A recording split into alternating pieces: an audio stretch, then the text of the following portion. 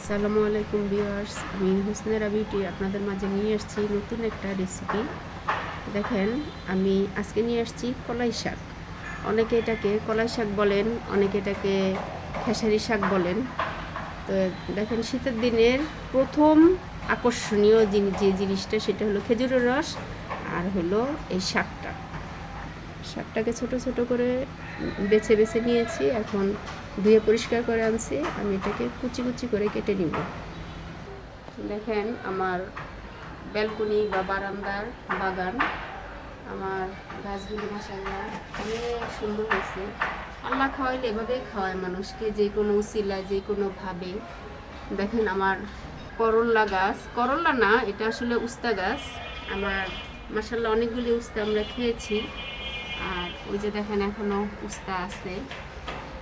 তারপরে লাউ শাক, ছোট ছোট ফুল হয়েছে। ওই যে দেখেন, ছোট ছোট ফুল লাউ শাক গাছে।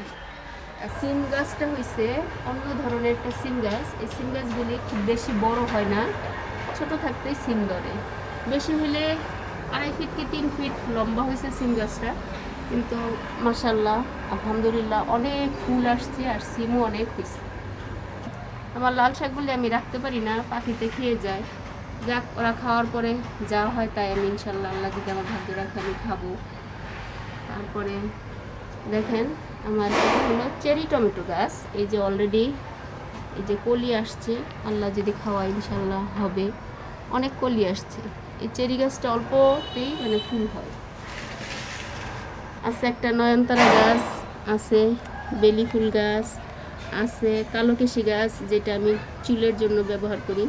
আমার আছে অ্যালোভেরা, আছে পুঁই শাক।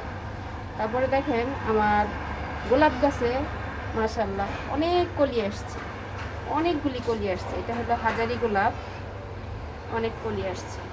আছে চেরি টমেটো গাছ, ইনশাল্লাহ আল্লাহ যদি খাওয়ায় খেতে পারবো। প্রত্যেক ধরনের খাওয়ায়, সবজি খাওয়ায়।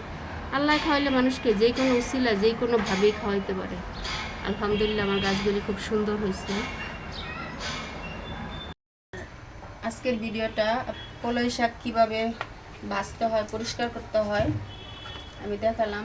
আমি ছোট ছোট করে কলাই শাকগুলি বেছে নিয়েছি, তারপরে কুচি কুচি করে কেটে নিয়েছি। আমি কলাই শাকগুলি এভাবে কুচি কুচি করে কেটে নিয়েছি। শীত আসছে, আর কলাই শাক খাবো না তা কি হয়? কলাই শাকটা খেলে একটা শীতের ইমেজ আসে। আমি এই কলাই শাকটা ভাজতে আমাকে একটু বেশি পেঁয়াজ আর রসুন ব্যবহার করতে হবে। আমি দিয়ে দিচ্ছি পেঁয়াজ কুচি,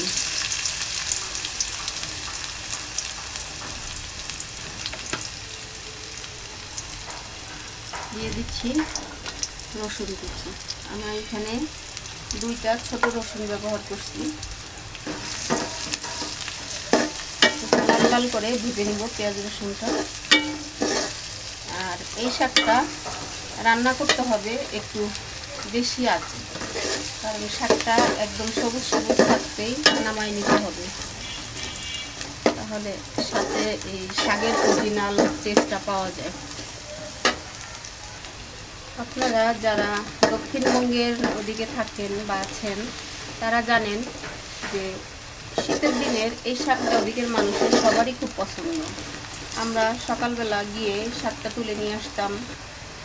আমরা ছোটোবেলা গিয়ে এই শাকটা তুলে নিয়ে আসতাম, আমার মা ভেজে দিতেন, অথবা মাছটা আধা ভাঙা করে রান্না করে দিতেন। খুব ভালো লাগতো খেতে। এখন এই শাকটা তো আসলে অরিজিনাল ওই শাকটা পাওয়া যায় না। তখন মা দাদি এরা অল্প তেল দিয়ে কি সুন্দর করে রান্না করতেন, শাকটা মুখে লেগে থাকতো।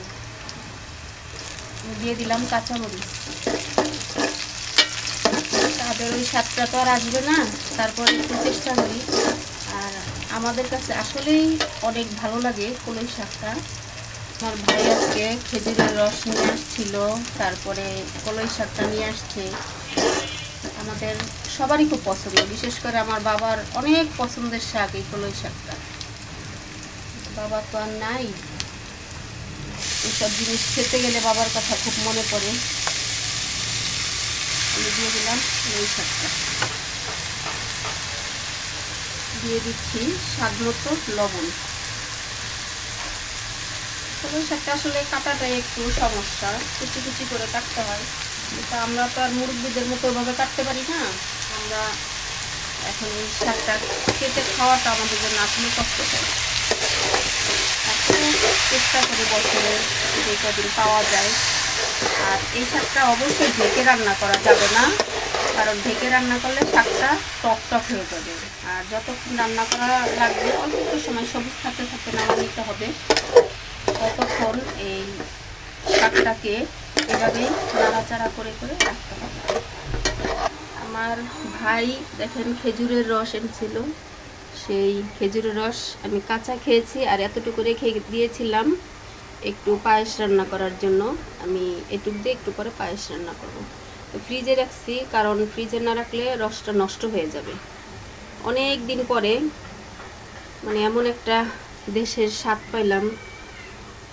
যারা গ্রামে আছেন তারা কত সুন্দর জীবনটাকে এনজয় করেন, আমরা শহর কেন্দ্রিক হয়ে গেছি, যান্ত্রিক জীবনে পরিণত হয়ে গেছি।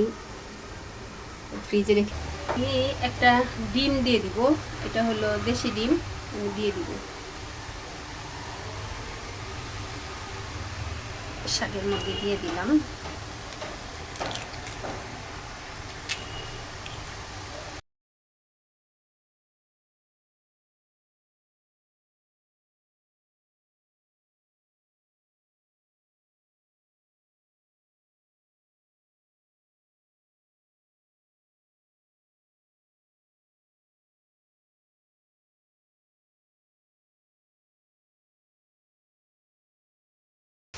ফ্রোজেন করা ধনিয়া পাতা দেখুন, আমি এভাবেই রেখে দেই, কারণ নষ্ট করি না কোনো জিনিস। এখন এটা দরকারের সময় দিয়ে দিচ্ছি। দেখছেন ফ্রোজেন করা ধনিয়া পাতা একদম গুঁড়া হয়ে যায়।